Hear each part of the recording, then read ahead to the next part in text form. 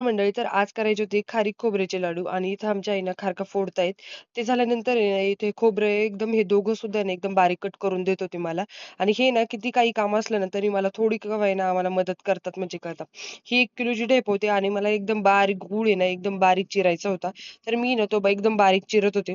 नंतर आमच्या पप्पांनी ना खारीक आणि खोबऱ्याची पावडर ही करून आणलेली. बघू शकता तुम्ही कशी दिसतीये. आणि त्यानंतर आहे ना, ती नंतर आमच्या आईनी ना चांगलीपैकी भाजून वगैरे घेतलेली तुपामध्ये. भाजून वगैरे झाल्यानंतर हा डिंक आणि काजू बदाम हे ना तुपामध्ये भाजून घेतले होते दोन्ही सुद्धा.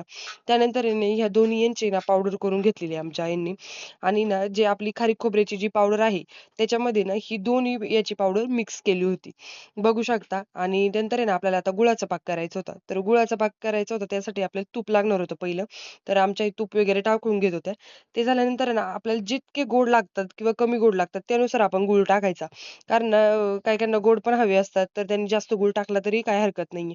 आम्ही कमी गोडच खातो शक्यतो जरा.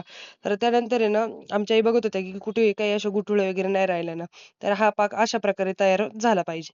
त्यानंतर आहे ना, गार पडल्यावर नंतर तो टाकला वगैरे आम्ही एकदम त्याच्यामध्ये आणि मिक्स वगैरे करून घेतला.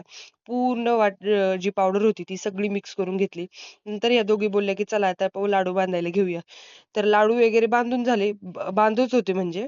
तर बघू शकता. नंतर मी आमच्या आईंना बोलले, की "थोडंसं ना, अजून थोडंसं बारीक करा आणि तोपर्यंत मी लाडू बांधते." तर ना मी तोपर्यंत लाडू वगैरे बांधायला सुरुवात केली होती. आणि अगं बघा मला कसा मारतोय मागून आणि हे बघा आमचे लाडू कसे मस्त दिसतायत ना. तर तुम्ही पण या खायला आणि मग नंतर आहे ना अगस्त्य मला बोलला, की "मम्मा मला सुद्धा ना एक फोटो काढायचा नाही का." मी बोलले, की "अहो फोटो काढा हो." तर हा बोलला, "मला पण ताट घेऊन फोटो काढायचा." तर बघा कसा फोटो वगैरे काढत होता माझ्यासोबत.